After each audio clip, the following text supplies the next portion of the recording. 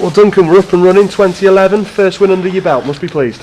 Yeah, very much so. It was a very good performance from the lads. Obviously, you can see I made a lot of changes, well, quite a few changes, and changes that players hadn't really played, to be honest with you, apart from the game at Chesterfield, which we had behind closed doors, which was very successful.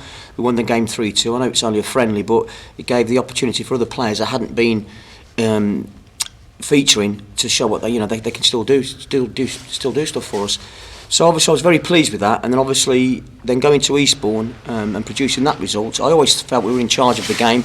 Again, I wasn't happy with another defensive error. I'm not happy with that. You've got to mark players when they come into the 6-yard box and the 18-yard box, because space don't score goals, players do. So we've got to put that right. We've got to stop leaking goals, silly goals like that.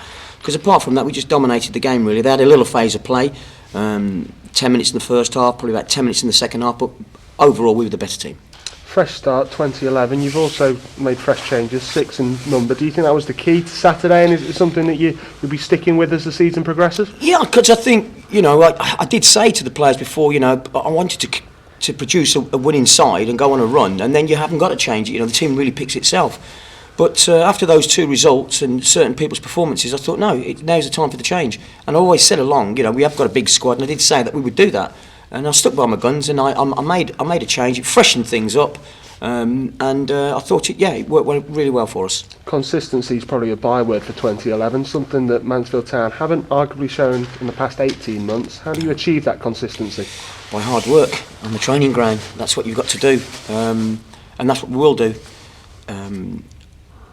And also, you've got to, if you can get yourself on a little bit of a run, that breeds confidence. And if you get confidence, then obviously that will come with consistency as well. So it is important that we keep working on all the bits and pieces that certainly defending, because that's been our biggest problem. I know that we're adventurous going forwards, and we've got players that can score goals, and we've proved that. We've scored goals, but we've got to stop leaking goals, and that's my aim. To stop leaking goals. We'll return to another thing we've been talking about already, freshening things up. You've been quoted in recent weeks about being active in the transfer market. Any news for us at all today? Well, I was hopefully going to get the boy Dance. I was in negotiations for the last few weeks. I mean, I know his agent very well, Gino Cuthbertson.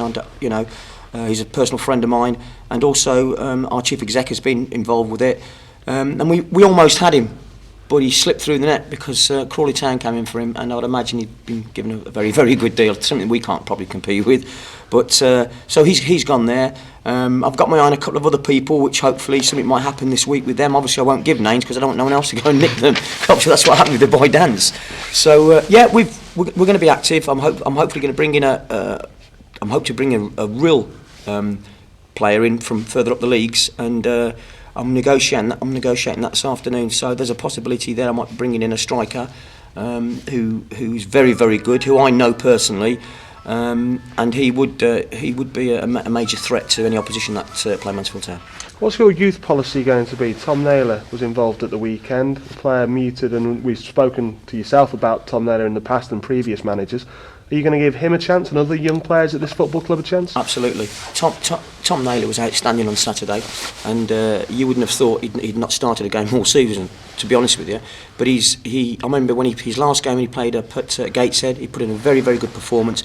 But he was outstanding on Saturday. He was my player of the match. He'd come and won all his headers. He's a confident lad. He can play.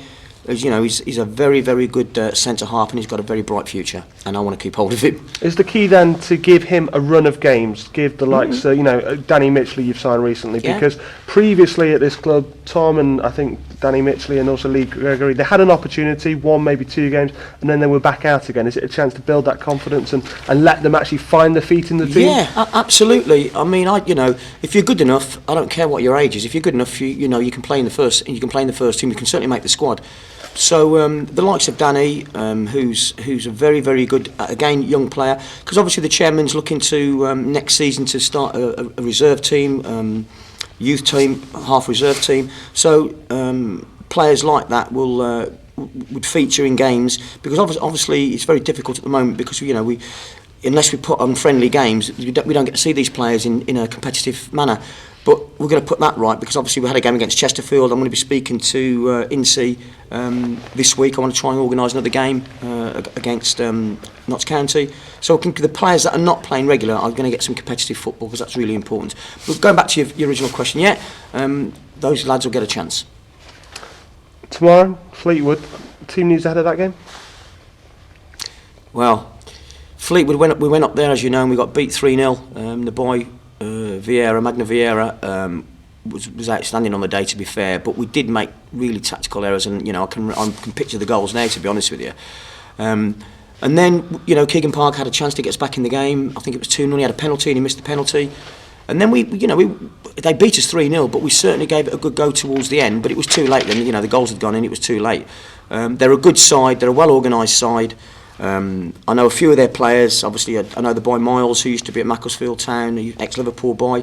He's a very good midfield player. They've got a good side. They're very well organised. And they can score goals. So we've got to make sure we please the right people tomorrow. But I just want our players to go out and play with no fear. I don't want them to have any fear. And I felt at Altrincham in that first half, there was a bit of trepidation. They didn't look comfortable to me. They looked nervous. They weren't like we normally do, where I encourage them to collect the ball from the back. I want the fullbacks to collect the ball. I want the centre half to get on the ball. But on the game, we didn't really do it. So obviously we spoke about that, and I encouraged them to make sure we do that. And we trained all during the week, obviously, and then we went down to Eastbourne, and that's what they did. They played from the back. We played long, we played short, we played into the midfield. So I was very, very happy with that. So yeah, I'm looking forward to the game against Fleetwood. We owe them one. I'm tempted to keep the same side after everything you've said today. Consistency in results and consistency in team selection. Absolutely. So same 11. Absolutely. You mentioned there, Russ, about the home thing. Do you think it's? Do you think there's more pressure on the players? Yeah. To play. Do you think that's part of the problem? Yep. Yeah. Without a doubt. And I mean, just to listen to the players' reactions at half time and at full time, and it's. I know it's high expectation at Mansfield Town, and the supporters, they want the very best, and we try to deliver that. Obviously, you can't always do. You can't. I'd love to be able to win every game for them and send them home with a smile on their faces. But obviously, it's a very competitive league, as you know. So is it a case then of maybe asking the fans for a bit of patience, perhaps? I mean, is that the thing? I think they're the bread and butter of any football club, aren't they, supporters? And they're allowed, if they want to boo, they can do that. They pay their money to come in and watch us, and they want to be entertained. We try to entertain them. But I'll just say, be patient. It can be off-putting for certain players. And all I'd say to that is that if they can get behind the lads, it makes it a lot easier for us, because when they're in good voice, they are really like that 12th man for us, and they really are. How pleased were you to see Nixie back in and firing? He did well, didn't he? Yeah, he did ever so well, Nixie. Yeah. I thought in the first couple of minutes, Nixie and Murray, they were coming a bit too deep to look for the ball. And there was a couple of times where the opposition got a steal on us, but then obviously once they sorted themselves out, and they then started to run the game really. Nixie played really, really well, along with the other boys that came in for the first time. Is Con still struggling a bit with that? Because I don't know if that would influence your decision not to play. No, I mean I spoke to Paul. He's another one that's not quite 100% fit yet. But you have to put people like you want to involve people like Paul Connor, because he's got so much experience, and sometimes you do need that. So yeah, he'll be working hard, and it's competition time. They've got to prove to me they want to be at the club. They get their opportunity if they have a good game.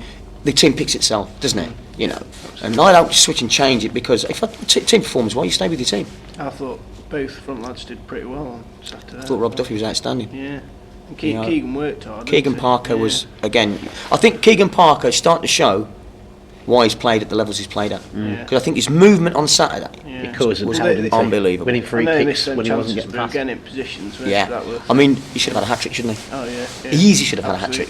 That volley in first half, and then the one second half where he cut back in. And I mean, to be fair, when he missed that one, I thought, here we go, not another one.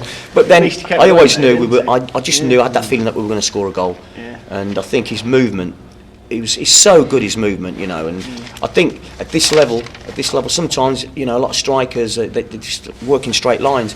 If you like the boy that was up at Grimsby, Conlon, I mean, his movement, Connell, his movement's superb, yeah. and I think Keegan Parker's got that type. He has got that type of movement. He can pull defenders all over the place. So I was very pleased with Keegan. I was so happy that he got his goal. Yeah.